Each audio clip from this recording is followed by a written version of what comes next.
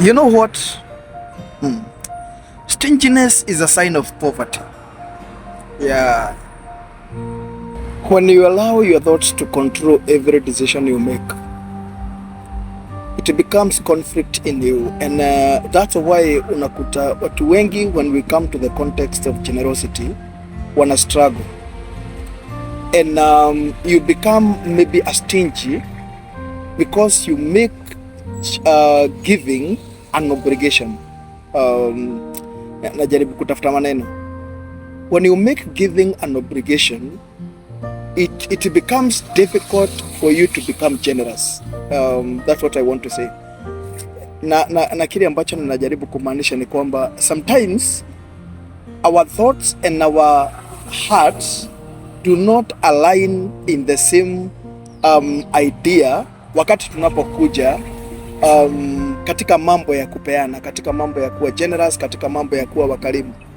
And why is this?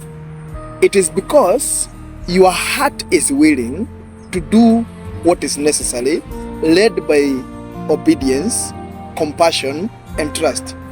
But your thoughts becomes something different when it becomes kutoa kitu na kupeana.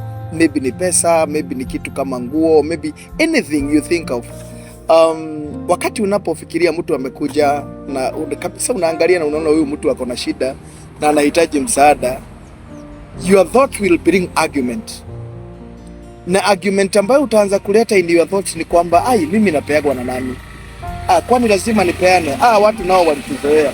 Kwani lazima kila mtu akae akiomba? You see, that becomes an obligation, and those arguments zitakuleta katika hali ya kusema kwani mimi nasaidiagwa na nani? Hata mimi siwezi peana.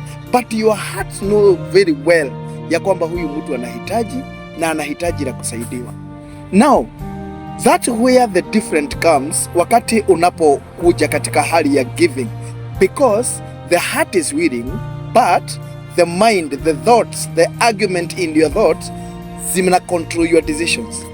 That's why you see Paul writing in the book of 2 Corinthians chapter 10, I don't remember very well the verse, anasema ya kwamba we demolish every argument and we take captives of our thoughts.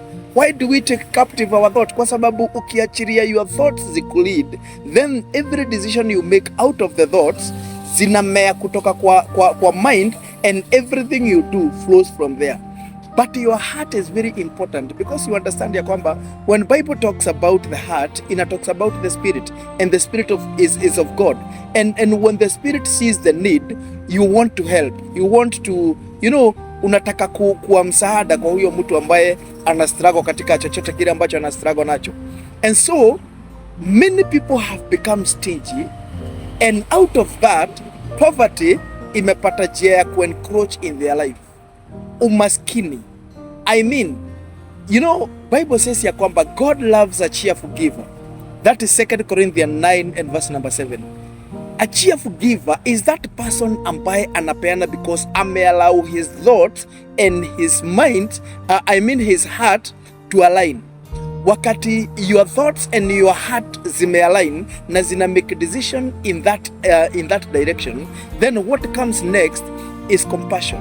What comes next is obedience. What comes next is to think like God, to have a heart like God, kwa sababu hakuna kitu unashikiria. And let me tell you, giving is a principle. It is not a gift. Useme ya kwamba mimi sina gift ya kupeana. No, giving is tunaweza tukasema nini? Giving is obedience. Ni kitu ambacho is a principle ambaye Mungu ameiweka. And let me tell you, you can't give, you can't become a giver and remain in poverty. Hiyo ni uongo. And I can tell you for sure, because nimekutana na watu wengi. Mtu anakuja ananiambia mimi hatujuani na wewe, lakini nikiomba tu msaada wa hii na hii. Instead of bringing argument, tunajua watu wengi wamekuwa waongo, unajua watu wengi siku hizi watu wanachukua advantage ya wengine. Instead of thinking that, I allow my heart to lead me, and my heart at that point is telling me ya kwamba huyu jamaa inaonekana ako genuine na inaonekana ako na hili tatizo. Can you help with whatever you have? And ninarudi kwa mfuko sometimes na maybe hata sina, but I give from From my scarcity, I give. Now, when I give out of my scarcity, let me tell you, God will always reward. Because imagine we worship a God who is, we call him a reciprocator God. A reciprocator God ni kumaanisha ya kwamba you can't be a giver and remain in scarcity. Hiyo ni uongo. You can't be a giver and remain in poverty. Hiyo ni uongo. And that's why actually we normally see poverty iko hapa in the mind, because wakati unapofikiria kwamba ni wewe, ni mimi, everything is all about me, then that means you become selfish. That means you become stingy. That means you become poor. But wakati unapotoa, imagine God will always send abundant according to his riches unto your way. Hiyo ni ukweli. Mimi nimetest God na hii na nimejua kabisa kabisa ni ukweli. And I can tell you for sure. Yesterday I gave someone 70 bob and I didn't have anything else. I just felt my heart telling me, wewe toa patie. And from that God gave me work after work after work. Na hiyo 70 bob mimi naweza nikakwambia, and I know this is truth kwa sababu ni kitu nime experience. Hiyo 70 bob it is a more than 1500. Ni kwa nini? Kwa sababu when you have a heart of giving, when you have a heart of generosity, God will never allow you walk in poverty.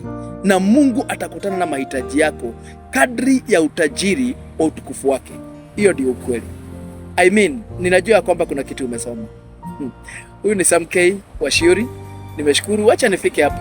But ninaweza nikakwambia kwamba go and read the book of 2 Corinthians from chapter 9 from verse 6 and uende mpaka chapter 10 up to verse 20. Hapo utakuta the context ambao ninajaribu kuongelelea, to allow your heart and your thoughts to align together for you to become generous and demolishing every argument and take captive of your thought. Thank you. May God bless you.